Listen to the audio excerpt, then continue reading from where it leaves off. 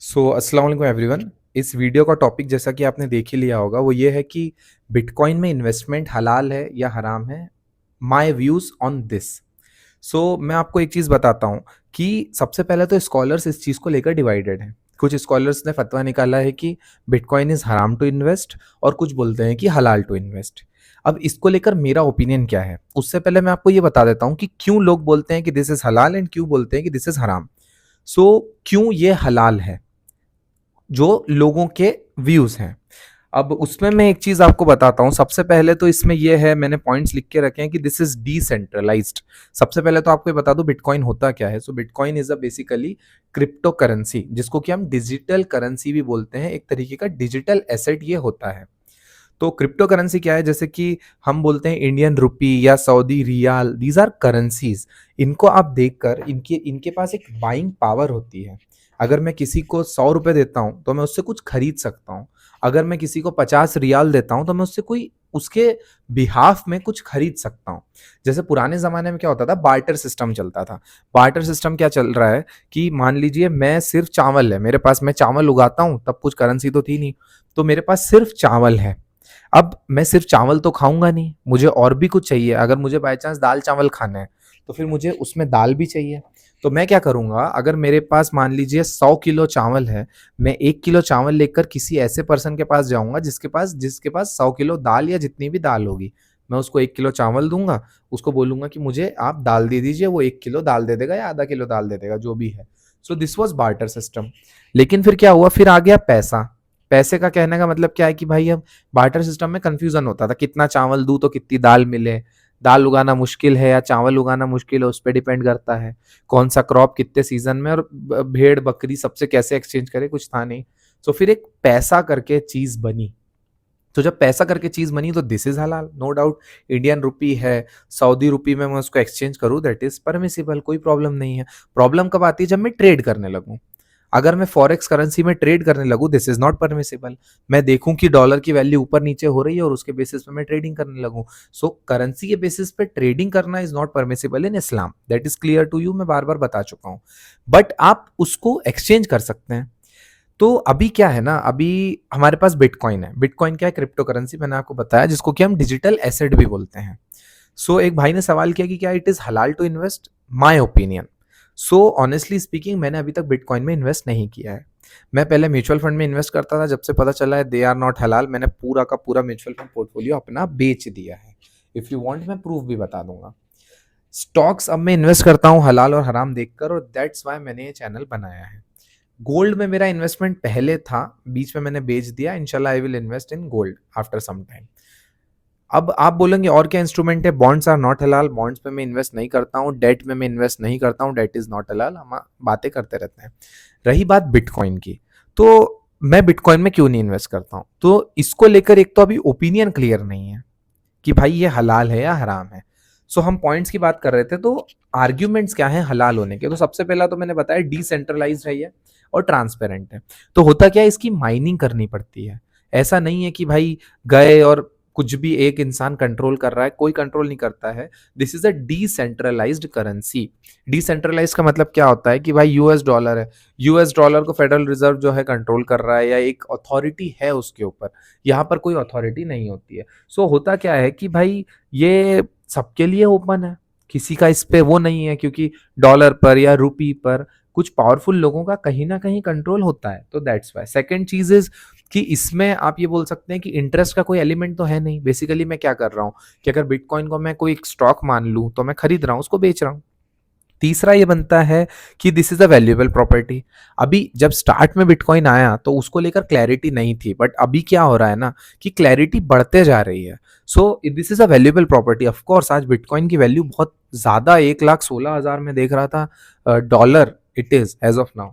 Then fourth है कि भाई स्पॉट ट्रेडिंग जो होता है, स्पॉट ट्रेडिंग शरिया लॉ के अकॉर्डिंग अलाउड है। तो स्पॉट ट्रेडिंग क्या है कि जैसे गोल्ड और सिल्वर हम हैंड टू हैंड एक्सचेंज कर लेते हैं, तो बिटकॉइन भी जब हम स्पॉट मार्केट में ट्रेड कर रहे हैं तो कोई इशू नहीं है। अब मतलब बेसिकली वही ऑप्शंस और फ्यूचर्स वाली चीज अभी नहीं है इसमें।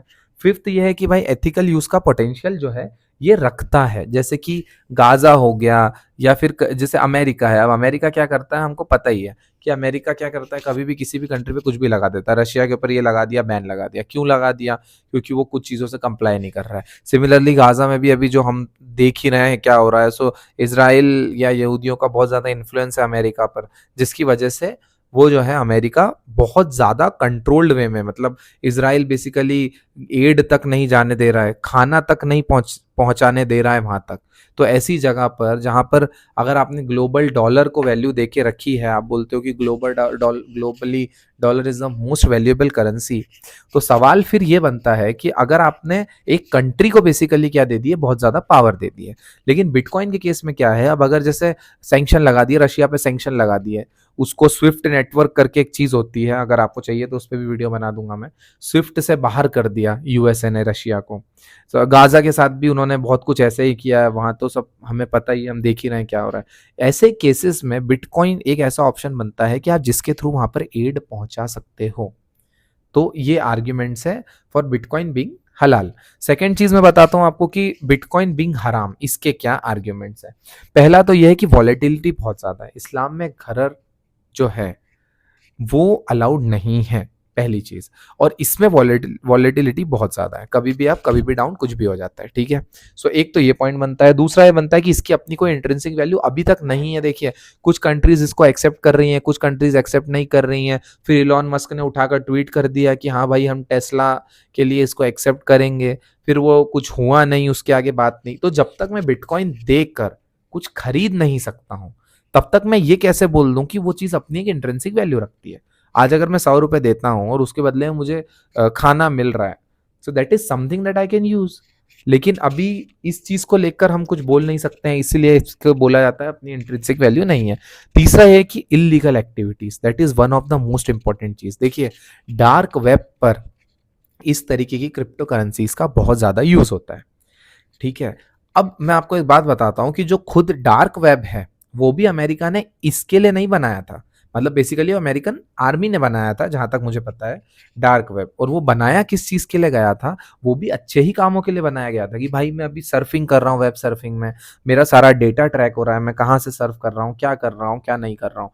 तो इंटरनल कम्युनिकेशन के लिए अमेरिकन आर्मी ने बनाया। और अभी क्या हो रहा है डार्क वेब पे हम सबको पता है, कितनी किडनैपिंग्स होती हैं, कितने लोगों की ट्रैकिंग हो जाती है, कितनी इलीगल एक्टिविटीज डार्क वेब पे चलती हैं। तो तब भी ऐसा तो कोई नहीं बोला गया था कि हाँ भाई डार्क वेब अच्छे कामों के लिए ही है या इस पे बुरे काम नहीं होंगे, लेकिन हो रहे हैं ना। That is the reason. आप चीज कितने भी अच्छे काम के लिए बनाओ, लोग उसका बुरा इस्तेमाल करते ही करते हैं।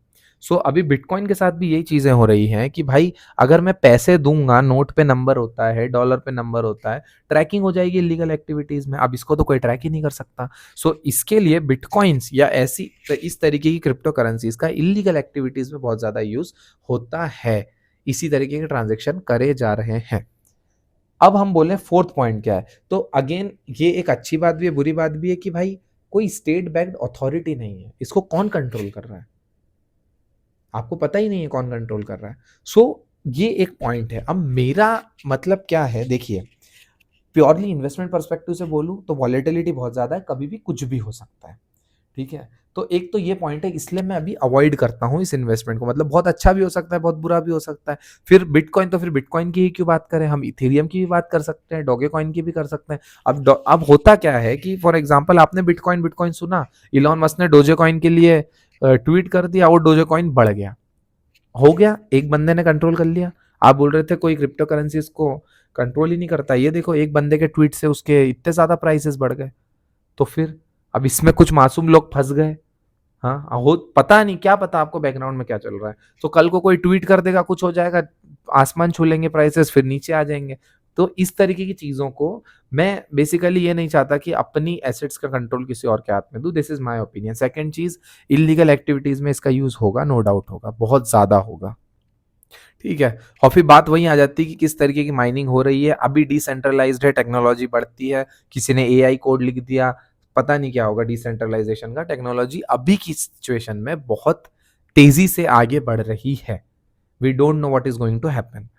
अब इसके बाद वही चीजें आती है कि intrinsic value as of now नहीं है, कुछ कंट्रीज एक्सेप्ट कर रही हैं, कुछ कंट्रीज एक्सेप्ट नहीं कर रही हैं। तो बेसिकली ये मेरे लिए क्या एक फॉरेक्स ट्रेडिंग ही तो नहीं हो गया कि एक करेंसी से दूसरी करेंसी खरीदना। So these are my opinions, इसलिए मैं अवॉइड करता हूँ। That are the reason that I avoid investing in crypto currencies.